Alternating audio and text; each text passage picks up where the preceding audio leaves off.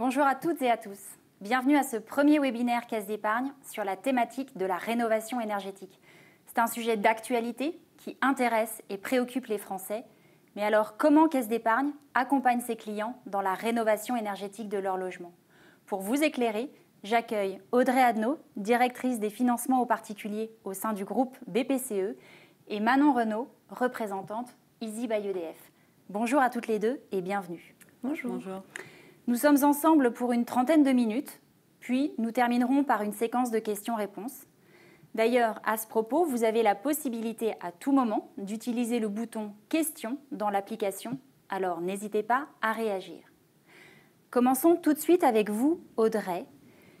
Pourriez-vous nous dire quelques mots sur la rénovation énergétique et surtout sur la qualité des logements en France et notamment sur le DPE, le fameux diagnostic de performance énergétique? Alors oui Stéphanie, en France, il y a près de 7 millions de logements qui sont des passoires thermiques. Ça veut dire quoi? Ça veut dire que ce sont des biens immobiliers qui consomment énormément d'énergie pour être chauffés ou pour être rafraîchis et pour gérer l'eau sanitaire. Et donc en fait, cette situation elle a un impact sur l'environnement, puisqu'en fait, souvent, ce sont des énergies fossiles qui sont utilisées pour chauffer ces biens. Et puis, ça pèse surtout sur le pouvoir d'achat de ces occupants, puisqu'en fait, ça veut dire des factures d'énergie élevées. Alors, comment est-ce que je peux savoir, moi, et connaître la qualité énergétique de mon logement? Alors, un logement, il est qualifié énergétiquement par le diagnostic de performance énergétique, donc le DPE. Ce diagnostic, il est réalisé par des diagnostiqueurs certifiés. Il évalue la consommation d'énergie qu'un logement a besoin et surtout son impact sur les émissions de gaz à effet de serre. Les logements, finalement, sont classés sur une échelle qui va de A pour très performant, ça concerne souvent des biens neufs, jusqu'à G, et là, on est plutôt sur même carrément sur des biens qui sont très peu performants. Et malheureusement, une grande partie du parc immobilier en France a une étiquette énergétique mauvaise, c'est-à-dire inférieure ou égale à D, d'où une situation préoccupante dont tout le monde doit s'emparer aujourd'hui. Alors, on entend beaucoup parler de réglementation autour du DPE, de calendrier. Je crois qu'il y a un certain nombre de dates clés à connaître. Oui, tout à fait. Alors, en ce qui concerne le DPE, la réglementation évolue régulièrement et on a un calendrier un peu serré. Ce qu'il faut retenir, c'est que depuis 2021, le DPE est devenu opposable. Ça veut dire quoi? Ça veut dire qu'un propriétaire peut être tenu responsable de la qualité énergétique de son bien lorsqu'il le met en vente ou lorsqu'il le met en location. Quelques dates clés. 2025, la location est interdite. On ne peut plus remettre sur le marché de location un bien qui a un DPE G. Et à partir de 2028, ce seront les biens qui seront notés F.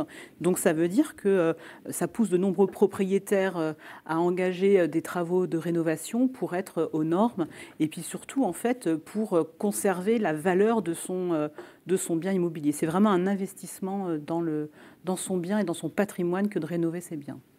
Mais alors concrètement, pour nos clients, quel est l'impact d'avoir un DPE, un logement en tout cas avec un DPE dégradé? Ah oui, parce qu'un DPE, ce n'est pas juste une note. Un DPE, en fait, ça veut dire un DPE dégradé, ça veut dire qu'il y a une faible efficacité énergétique. Concrètement, ça se traduit par une consommation élevée d'énergie pour le chauffage, pour le refroidissement et pour l'eau chaude. Donc, par exemple, en hiver, un bien avec un DPE dégradé qui est mal isolé va finalement entraîner une perte de chaleur importante. Donc, il faut beaucoup de puissance de chauffage pour le chauffer, pour avoir un peu de confort en termes de température. Et donc, ça entraîne des factures de chauffage élevées. D'autre part, les pièces qui sont froides, les murs qui sont mal isolés, également les fenêtres qui sont mal isolées, ça veut dire quoi? Ça veut dire de l'humidité. Et l'accumulation d'humidité peut engendrer de la moisissure. Et donc, au-delà de l'impact financier, il y a aussi un impact sur la santé au final lorsqu'on vit dans un bien qui subit ces problèmes d'isolation. Et en été, on a le pendant, c'est-à-dire que c'est mal isolé, donc il fait très chaud dans le bien et on a un très mauvais confort de vie au final. Alors je comprends, effectivement, c'est très inconfortable, mais ça doit se traduire également dans le budget avec un coût élevé. Alors oui, tout à fait, parce que j'en ai parlé, ça veut dire des factures d'énergie importantes pour se chauffer ou pour se rafraîchir, surtout en plus sur des énergies fossiles, donc qui ont un coût finalement aussi l'environnement, mais ça a aussi un coût sur la valeur de revente du bien. Aujourd'hui, sur le marché immobilier, lorsqu'un acquéreur cherche un bien, il va prendre en compte le critère DPE dans sa négociation de prix. Et donc, un bien avec un DPE dégradé aura une valeur réduite par rapport à un bien qui présentera la même localisation, la même superficie, mais qui aura un DPE plus intéressant au final au vu de l'acquéreur. Donc, en résumé, avoir un DPE dégradé, la valeur du bien en est impactée. Ça veut dire un budget d'énergie élevé. Et puis surtout, c'est un inconfort quand même au quotidien dans la durée. Alors on comprend bien les impacts d'un logement dit énergivore, l'importance de la rénovation énergétique, mais finalement, quel est le rôle de Caisse d'épargne dans l'accompagnement des clients et sur cette thématique de la rénovation énergétique? Alors, la Caisse d'épargne a joué un rôle crucial finalement dans cet accompagnement. C'est dans l'ADN de la Caisse d'épargne finalement d'accompagner ses clients dans les transitions vers un avenir plus durable. Et là, en fait, que le client il soit propriétaire, occupant ou propriétaire bailleur ou même candidat à acquérir un bien, la Caisse d'épargne elle est là pour l'aider à comprendre comment s'y prendre dans un budget défini. Elle est là aussi pour lui expliquer vers quel partenaire, en tout cas, quel est le partenaire le mieux placé pour l'accompagner. Et puis surtout, la Caisse d'épargne l'accompagne pour le financer, que ça soit notamment avec l'éco-PTZ dont on parlera tout à l'heure, j'espère, et surtout lui faire découvrir les dispositifs d'aide financière qui existent. Alors merci beaucoup pour cette vue d'ensemble et pour le rôle que va jouer Caisse d'épargne dans l'accompagnement des clients. J'en profite pour vous rappeler que vous pouvez poser vos questions dans le fil de discussion pour que nous puissions y répondre en fin de webinaire. Alors à ce stade, vous vous demandez certainement comment vous pouvez vous y prendre pour vous lancer dans des travaux de rénovation énergétique. D'après le dernier baromètre Caisse d'épargne de la transition écologique qui est paru en janvier, il y a quand même 6 Français sur 10 qui se sentent peu, voire très peu informés sur les aides et les solutions disponibles.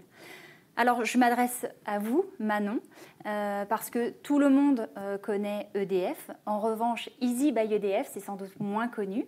Est-ce que vous pourriez nous présenter Easy by EDF ? Avec grand plaisir du coup. Donc c'est vrai qu'EDF, on le connaît plutôt bien dans le paysage français. On connaît moins Easy by EDF, qui est la marque de service du groupe, qui a été créée en 2019 pour accompagner les particuliers dans leurs projets de rénovation énergétique. Donc on intervient dans les logements pour remplacer les systèmes de chauffage, pour installer des pompes à chaleur, pour effectuer des isolations thermiques des murs extérieurs ou tout simplement pour remplacer les fenêtres et les portes. Et depuis fin 2023, on accélère sur les rénovations dites d'ampleur, dont on parlera tout à l'heure. C'est des rénovations plus coûteuses qui incluent plusieurs gestes en même temps. D'accord, donc on comprend effectivement que l'offre de service d'Easy by EDF, c'est effectivement de permettre d'accompagner les clients dans un projet de rénovation énergétique. Mais alors concrètement, ça se déroule comment ? Quelles sont les grandes étapes d'un projet d'accompagnement ? Alors c'est un parcours clé en main. Ça commence au moment où le conseiller Easy by EDF il prend contact avec le client, que ce soit par téléphone et par mail, pour comprendre dans un premier temps le projet. Ensuite, si le projet est réalisable et avec l'accord du client, le conseiller envoie un prédevis pour récapituler les échanges. Une fois le prédevis signé, il ou elle organise une visite technique avec le professionnel de notre réseau qui aura été retenu pour les travaux. Et c'est une visite qui est primordiale, qui est clé, parce que sans cette visite, en fait, on ne peut pas savoir si le chantier est réalisable ou pas. Donc c'est assez important. Et si tous les prérequis sont remplis, dans ces cas-là, un devis final est envoyé au client pour signature et du coup pour déclencher le début des travaux. Donc en parallèle, le conseiller Easy by EDF il fait toutes les démarches auprès de l'Agence nationale de l'habitat qui s'appelle l'ANA pour débloquer les aides auxquelles le client est éligible et il les déduira du devis une fois la signature passée. Pour la partie financement, du coup, le client se rapproche de son conseiller Caisse d'épargne pour étudier toutes les solutions qui s'offrent à lui. Et en fin de compte, le conseiller Easy by EDF il est là aussi pour superviser les chantiers, vérifier que tout se passe bien et bien évidemment pour valider aussi la bonne réception des travaux. Cependant, il faut noter que notre parcours il est à distance, c'est-à-dire qu'à part le professionnel qui se déplace chez le client pour réaliser les travaux, Easy by EDF ne se déplace pas chez le client. Et c'est pour cette raison que dès les premières étapes, on demande au client de nous fournir des photos, des mesures spécifiques de son logement pour pouvoir établir le prédevis rapidement et à distance. Cependant, pour certains projets spécifiques comme l'isolation thermique des murs par l'extérieur ou des rénovations d'ampleur, là, un conseiller Easy by EDF se déplacera chez le client. D'accord. Alors, vous parlez de demande de subvention. On sait que des travaux d'isolation, de changement de chauffage représentent un budget et un coût important. On sait que pour accompagner la rénovation énergétique, il y a une aide de l'État qui s'appelle MaPrimeRénov'. Je crois que c'est la principale. Mais est-ce que vous pourriez nous la détailler ? Alors effectivement, MaPrimeRénov', c'est l'aide la plus connue de tous. C'est une aide publique qui est financée par l'État, qui l'a d'ailleurs reconduite pour cette année après des longs débats. Je pense que vous avez dû suivre sur la loi des finances 2025. C'est 3,4 milliards d'euros d'aides qui ont été alloués pour accélérer sur la rénovation énergétique. Donc là, c'est le moment pour donner vie au projet de rénovation énergétique. Donc pour en bénéficier, il faut être propriétaire, bailleur ou occupant. Il faut que le logement soit situé en France métropolitaine. Il faut aussi que le logement soit construit depuis au moins 15 ans.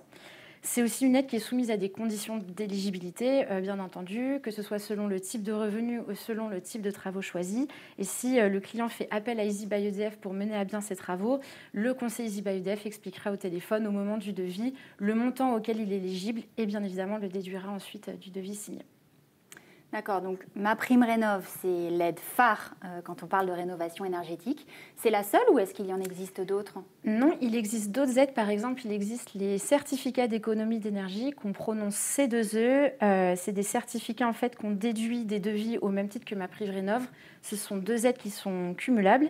Les C2E, qu'est-ce que c'est ? Du coup, c'est des certificats d'économie d'énergie qui sont distribués aux fournisseurs d'électricité et de carburant qui prouvent qu'ils aident leurs clients à faire des efforts et à diminuer leur consommation énergétique. Donc Easy by EDF, en proposant ces travaux de rénovation énergétique, s'inscrit dans ce dispositif des C2E. Donc le certificat, comment ça marche ? Il comptabilise la quantité d'énergie économisée sur le temps d'usage estimé pour un équipement. Plus l'économie d'énergie est importante et plus le volume des C2E va être important. Enfin, il existe aussi des aides locales auxquelles le client peut avoir droit et il fait la démarche de son côté pour qu'on puisse ensuite mener à bien son projet.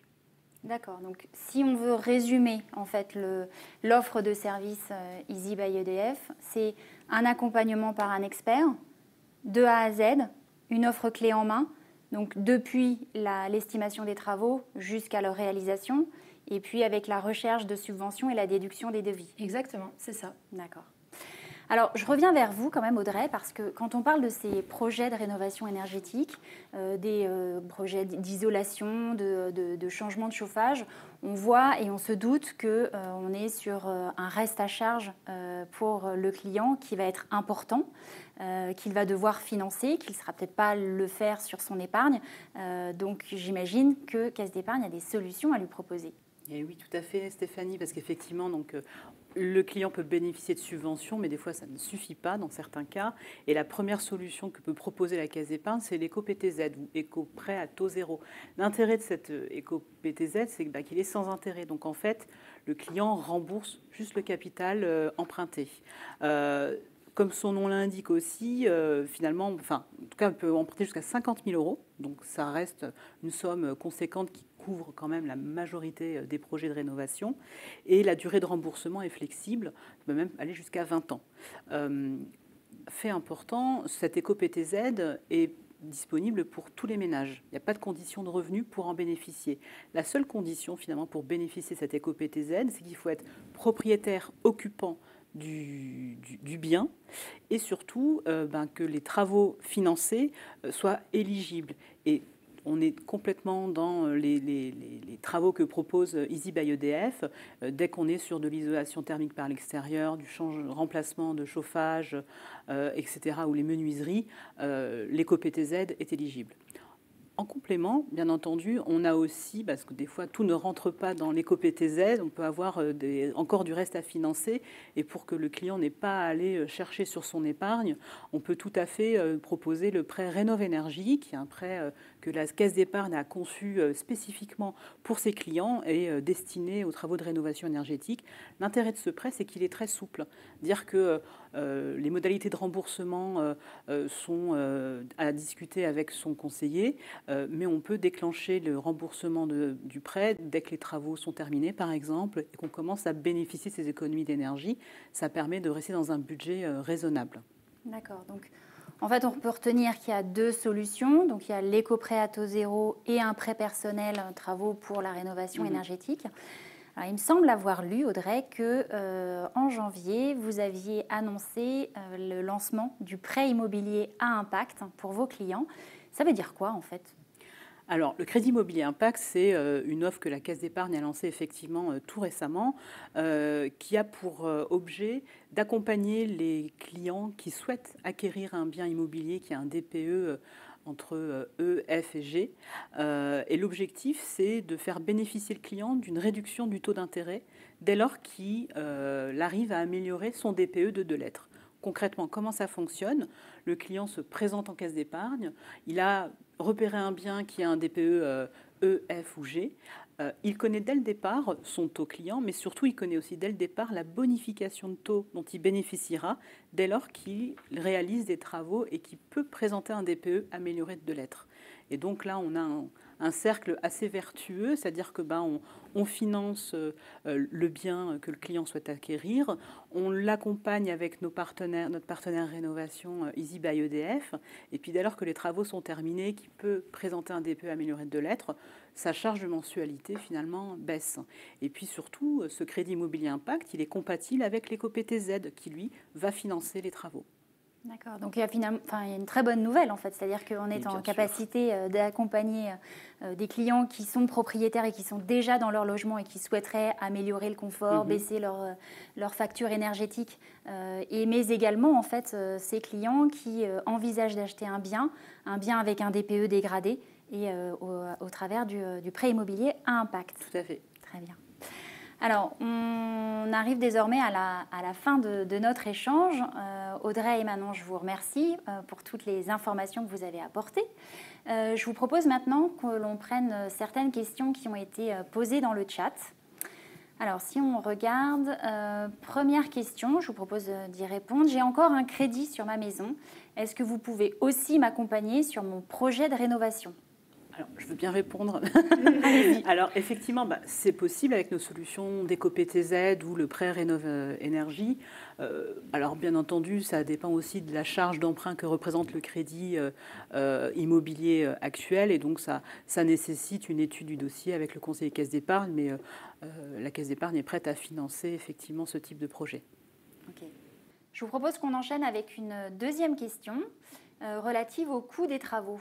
Quel est le coût des travaux et est-ce que Easy by EDF facture son accompagnement? Alors non, Easy by EDF ne facture pas son accompagnement et ensuite le coût des travaux, bien évidemment, dépend du type de projet que vous avez choisi. Par exemple, si vous choisissez d'installer une pompe à chaleur, on est en moyenne aux alentours de 12 000 € et si vous êtes éligible aux aides, vous pouvez bénéficier jusqu'à 10 100 € d'aide. Si on passe plutôt sur une isolation thermique des murs par l'extérieur, c'est un projet qui est un petit peu plus complexe, qui dépend de plusieurs critères techniques, notamment la surface du bâtiment. Donc là, on oscille plutôt entre 15 000 et 30 000 € et si vous êtes éligible, vous pouvez bénéficier jusqu'à 7 500 € d'aide. Pour les rénovations d'ampleur, forcément, il y a un coût un petit peu plus élevé et grâce aux aides, si vous êtes éligible, elles peuvent vous aider à financer jusqu'à 90% du montant total des travaux. Alors, on va prendre une autre question intéressante. J'ai déjà pris contact avec un artisan de ma ville. Est-ce que la caisse d'épargne peut quand même m'accompagner pour financer mes travaux? Audrey? Alors oui, bien sûr, Caisse d'épargne accompagne pour financer les travaux, que vous ayez recours à Easy by EDF ou non.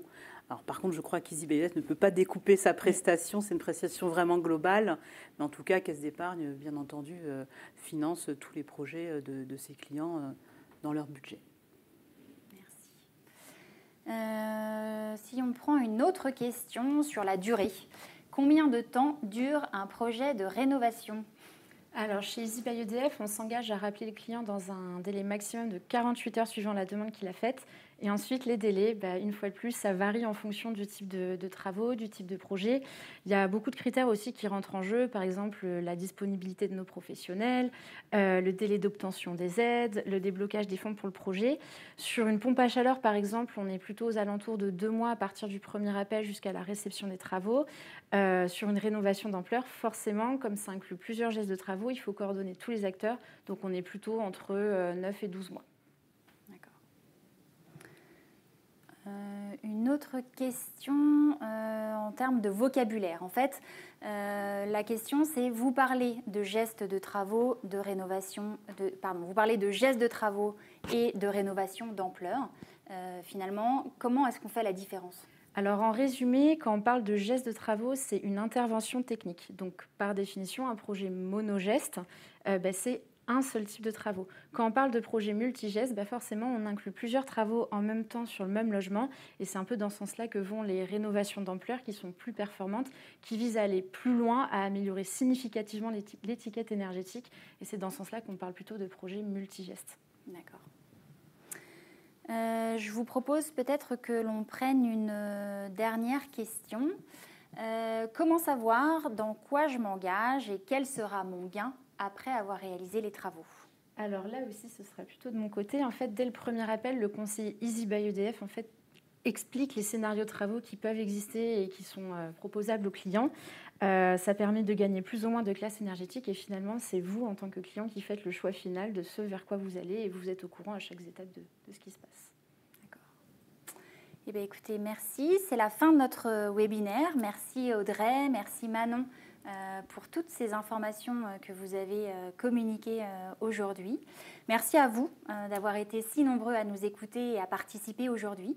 Si vous avez des questions, un projet de rénovation énergétique, écoutez, n'hésitez pas à vous rapprocher de votre conseiller caisse d'épargne qui saura vous répondre et vous orienter vers la solution adaptée. Je vous souhaite une très bonne soirée. À bientôt.